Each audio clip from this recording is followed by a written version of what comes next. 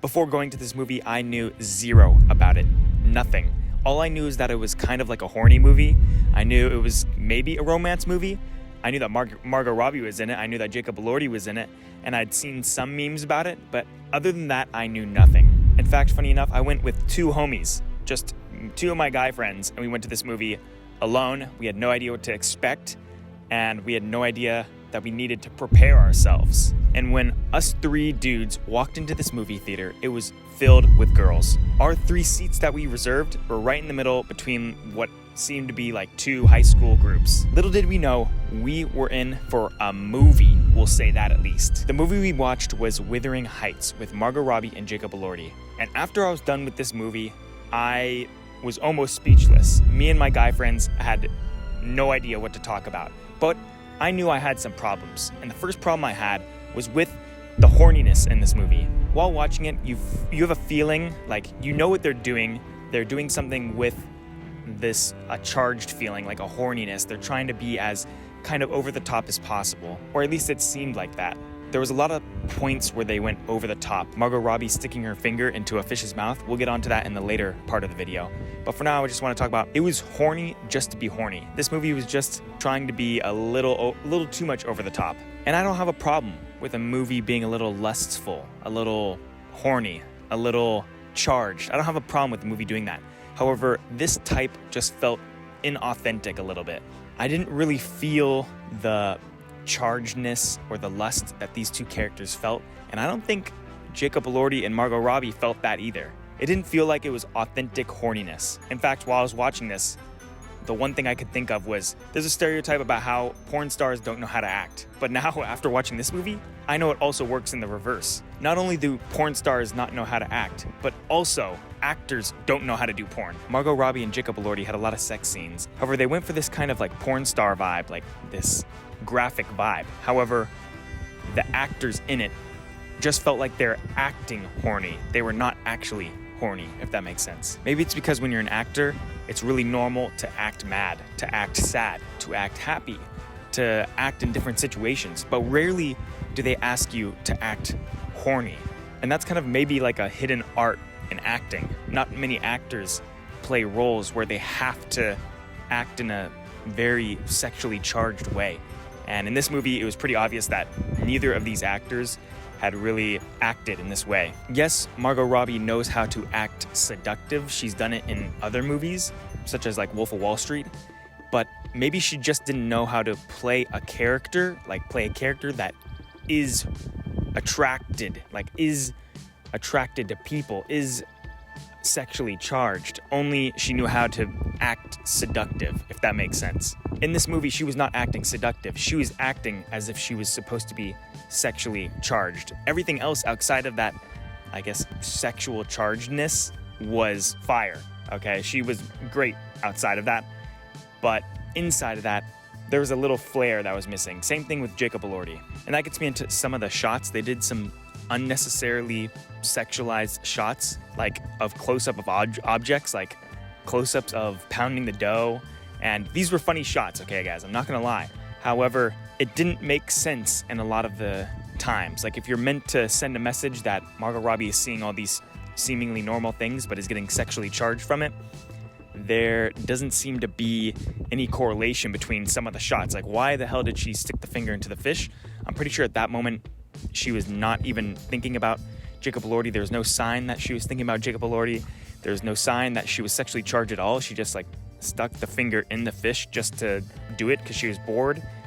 And they made a whole big thing about it. Same thing with the walls, which were a pretty cool idea.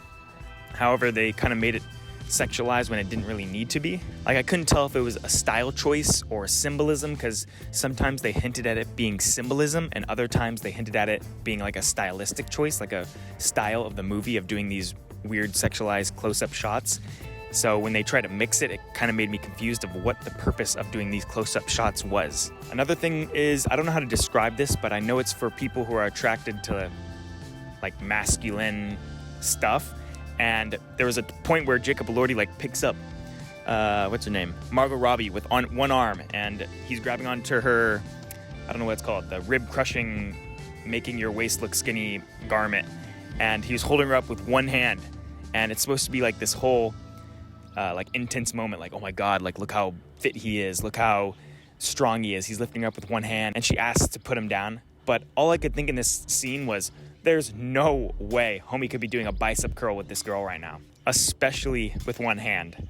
I was just thinking, like, if I was that guy, there's no way I could lift up this girl with one hand. And I know Jacob Elordi definitely could not lift that girl up with one hand, because in the movie, I saw him shirtless, okay? Yes, he's fit. Yes, he looks slim, but I saw his biceps too. There's no way those biceps can lift up Margot Robbie with one hand. I'm sorry. And finally, the one thing that I missed that I wish I could understand was I want to call it like the female gaze. I don't have the eyes to watch this movie from kind of like a girl's perspective or like the female gaze perspective. So I feel like some of the Jacob Elordi is being hot right now scenes were lost on me. I couldn't really point it out. I didn't know if it was happening. I knew sometimes they made it really obvious when it was happening, and that's when I was like, okay, I think they're doing that right now, but it didn't click in my mind when I know for some other audience members it probably was.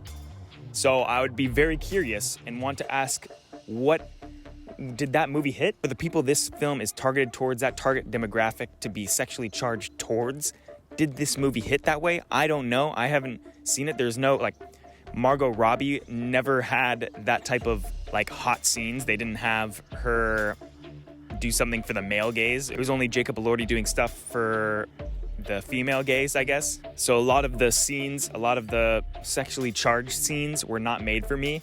And I'm curious to see what the other perspective would have been like, because I just couldn't comprehend that. And me not comprehending kind of leads into the next problem I had, and that was the ending. The ending felt a little weird, a little off. It felt kind of uneasy. The first thing is they gave Margot Robbie a random redemption. She did not deserve that redemption, yet they still gave it to her in her final moments. For example, she, I think, forgived her assistant lady, her secretary lady. She forgave her at the end, or said like, oh, I'm so sorry, or basically apologized or something. So they, in a way, gave Margot Robbie an out, gave Margot Robbie some redeeming qualities, when I think they should have just kept Margot Robbie and Jacob Elordi just bad characters with no redeeming qualities and just end the movie like that. They tried to turn Margot Robbie into sort of a tragic character. They wanted you to kind of feel bad for her, when the whole movie she was doing terrible things. She was cheating on her husband, she was double-crossing everybody, she was being a dick to random people. It feels as if the movie creators wanted us to feel bad for Margot Robbie or give her some type of redemption, when the whole movie's message was that she's like unforgivable and we shouldn't give her any redemption. She wants to do the right thing and give up Heathcliff and return to her husband, but then when Heathcliff does something to get back at her, she has zero growth and just gets bedridden and dies for months. Like, there could have been an opportunity in there for growth, but I'm probably guessing they just followed the book. But I'm guessing the book's message was that Margot Robbie should have been bad the entire time, and it was, I haven't read the book, and I'm guessing that the book leaves Margot Robbie as a bad person the entire time, while the movie kind of had a little redemption arc for her. I don't know. Maybe. That's what I'm predicting. Or that's what I'm thinking. And that kind of contrasts with Heathcliff. He was a pretty terrible character all the way through and through. Okay, homie was done dirty. Homie did people dirty. And then homie ended the movie still doing people dirty. He never got a redemption, and he shouldn't have, just like Margot Robbie. I do think his character might have been a little bit shallow. However, that's not that big of a deal. Like, I don't need to see how he got his wealth. I like how they kept that mysterious, but he did seem a little shallow. And actually, the highlights of this movie were when I saw him with a little bit more depth, and we'll get onto that later on in this video. Again, the messages they were trying to send with this movie, whatever symbolism, whatever overarching message or character messages about people or about society or whatever, they didn't hit as hard as I thought they should have, or what they were doing or trying to do. So by the end of the movie, it seemed like there was never really any overarching big message. It was a very entertaining story, and I was entertained all the way through. However, there was no message behind it, and that's fine. A movie doesn't have to always have a message. But when you're trying to make one, like this movie obviously did seem like it was trying to make one, it just failed at making one. So I don't know what to tell you. Now, I've seen a lot of hate for this movie online, and nobody talks about where it shines. And these are my hottest takes yet. It is where this movie shines. I know exactly where this movie shines, and we're going to get to the bottom of it. And just quickly, like I mentioned before, I want to hear your guys' perspective. For the people in the audience right now, did this female gaze, the part that I can't see of this movie, did it hit or did it not? Scroll down, leave a comment, and tell me if it did. Also, while you're there, hit that subscribe button, hit that like button, and share it with somebody you think would enjoy this video. We're a small channel right now, so it's you sharing this video directly with somebody you think would enjoy it that makes this channel grow. And by doing that, I would really appreciate it. If you liked Wuthering Heights, or if you didn't like Wuthering Heights, but you're liking my takes, send this to somebody you think would agree with my takes or heavily disagree with my takes. Send this directly to them. All it is just 5 seconds. Hit that share button and you send it directly to them. If you do that, I'd be really grateful. And thank you so much for doing that. I really appreciate it. Now let's get on to the rest of the video. And the first thing I really actually enjoyed about this movie was that it was entertaining all the way through. And it was actually pretty funny. I cannot tell if that was on purpose. I think it was on purpose though, but it was actually a funny movie if you don't take it seriously. Because this movie gets kind of wild at times, almost over the top wild to the point where it's funny. There's sometimes I was sitting in my seat and they did a funny thing and I looked over my friends and I was almost laughing out loud. I think that there was people in the crowd laughing out loud. People in my theater were laughing out loud to what was happening in this movie. So I think it was leaning towards more of a comedy. I don't think they were doing that. I think they were doing that on purpose. For example, the one thing that comes to my mind was the drunk dad. When he died, they showed a shot that was hilarious. It was him in the middle of the floor with huge piles of bottles behind him. And it was just so over the top that I couldn't help but laugh because it was just so obviously funny that it took that many bottles to bring down this guy. Another thing that was funny was the Heathcliff and the dog girl at the end of the movie where she's like chained up and the whole place is dirty as hell.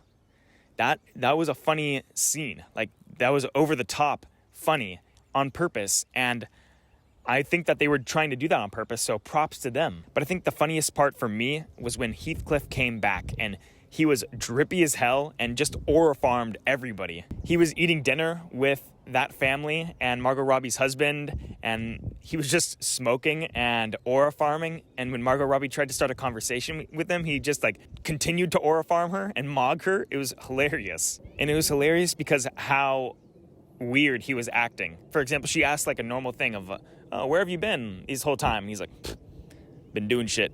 That's basically what he said. And it was funny. It's like, that's such a abnormal response and such a such a weird response, but it was also aura farming at the same time. So it was very funny. And it was just when Heathcliff came back, he was just funny outside of Margot Robbie. Everything he did outside of Margot Robbie was just funny as hell. Like, for example, when he married the dog girl and at the altar, you may kiss the bride, and he just walks away. It's just like, this guy's such a dick. But it was so funny also. And there was a key scene from this movie where after Margot Robbie kind of tells Jacob Elordi to mess off, like she doesn't want to mess around with him anymore, he breaks into this dog girl's room and middle of the night, soaking wet, just goes into her room while she's going to bed, and he breaks through the window and just says, all right, let's go to town. And then she's just like, okay. It was just funny as hell. And then it was even more funny because when this scene was happening, one of my friends leaned over and whispered to me, oh, so this is what it feels like to be a 6 foot tall guy. And I started dying in the theater because it was just such a funny scene. It was so over the top. And you know, maybe it was more realistic. I don't know. If Jacob Elordi came into somebody's room, maybe that is the normal reaction, I guess. But still, it was just a funny ass scene. And Jacob Elordi was a funny ass character in this movie. I also thought the costume design was actually really creative. Margot Robbie's dresses were on point every single time. All the people in this movie were dripped out. It was even when they were wearing like shitty clothes in Wuthering Heights, in like the location of Wuthering Heights house, even the shitty clothes looked not good, but looked accurate and to the point and fit the vibe. The surrounding areas, the nature, the meadows, the coast, all this felt on point and all this felt natural and super. It was, those shots when they're outside were beautiful, and the set design was nice. When Margot Robbie felt kind of trapped inside that house, I felt trapped with her because the entire movie stayed in that house with Margot Robbie. So the viewer was trapped with Margot Robbie. And I thought a lot of the stuff in this movie was also creative. The jellofish, I know that's a thing of the time, but it was just funny. The shots, even the close-up shots, I know I complained about them before, like there's no point to them, but they were also still creative. The opening scene where you think it's basically a sex scene because you have an expectation of this movie, but it's not. The skin walls, where it's Margot Robbie's skin on the walls, you just think that it's going to be walls kind of painted like her skin, but then it's shots and it showed that no, these walls are literally paintings of her skin, which was hilarious and creative. On top of all that, I think the supporting actors all did amazing jobs. For me, the dog girl was probably the highlight of the supporting actors of this movie, really. Her performance was really awesome in the beginning. You know exactly kind of her archetype, the kind of spazzy girl. And then for her to turn into this dog girl was hilarious and kind of fitting to the character. And the actor really pulled this off. To me, I think she was the most entertaining performance here. Every single scene she was in was really entertaining. She did crazy stuff, like make a doll out of Margot Robbie, put her in the house, and then kill her inside the dollhouse. This was all funny stuff and a highlight of this actor, this character, and her performance. On top of this, the actor who played Margot Robbie's husband was also really good for this role. I have zero problems with this performance at all. He plays this perfect pushover guy, this guy who's a nice guy on paper, but the girl doesn't like in the typical romance movies. This guy played it perfectly, and he was funny at times, and his character was good, also well written. Margot Robbie's best friend, the Asian lady, the assistant almost, she was also really good in this movie. I couldn't tell if the writers were hinting that she liked Heathcliff. I couldn't tell that, if that's what they were going with that. But how I interpret it was she was kind of living vicariously through Margot Robbie, and she wanted the best for Margot Robbie, but it was the best from her perspective. So it wasn't exactly what's the best for Margot Robbie, it was more what's the best for her through Margot Robbie. And so that was a really surprisingly complex character in this movie that a lot of people were kind of shitting on. And obviously this actress pulled it off perfectly. This kind of distasteful, this kind of cold character. And surprisingly, just like in the Hamlet movie, these kids were actually really good actors. I thought these British kids pulled off some pretty good performance in the middle of the movie that set up for the rest of it. I don't know what they're putting in the water over there in British land, but they are actually really good actors. Those kids were really good performers, especially the little blonde girl. I thought she did really good. And even the super, super small characters, like the farm characters, the people who are just like scooping cow poop and picking up off the ground and picking up cups off the ground, even those characters were interesting. Like the whole scene where the two farmhands, or the house maiden and the farmer guy, went into the barn and used the horse cable as like a sex toy device was hilarious. That was a highlight scene. It was almost kind of ruined by the Jacob Elordi and Margot Robbie stuff. Like, I have no idea why Jacob Elordi was doing what he was doing. It was just a weird scene with them two, but it was funny with the farm people. All right, guys, now we're going to get into the tweets. What do people online think of this movie? And the first tweet is of Jacob Elordi and Margot Robbie when they're in the carriage. It's like a sex scene. And the tweet says, "How can such a sexual image give off absolutely zero horniness?" And that's kind of the problem I had. And I kind of agree with this tweet. I kind of see where this tweet is coming from. It goes along with the idea that this movie was trying to be horny, was trying to be super sexualized. However, the actors just felt like they were acting sexual. It didn't feel like they were actually sexually charged. It just felt like they're acting that way. The next tweet is, "Emerald's psychosexual fantasies aside, Wuthering Heights looks absolutely stunning." And I can actually lean towards agreeing with this. I think this movie was actually pretty, I wouldn't say beautiful, but I'd say it was pretty aesthetically pleasing. There are a lot of shots that were amazing, like a lot of the outside shots they did where Margot Robbie was in the wilderness or next to the coast or on the coast or in the grass where it's foggy. The outside shots were actually probably the highlights of this cinematic look. And that's kind of why they show the Margot Robbie in the bride outside. Maybe that's why they did her like this outside, because that's kind of where the beauty comes in this movie. Pun intended. Now the next tweet is a reaction to a scene from the movie, and she says, "Do you guys ever think actors just sit next to each other in a scene and think, this motherfucker cannot act?" And I think this is roasting Margot Robbie.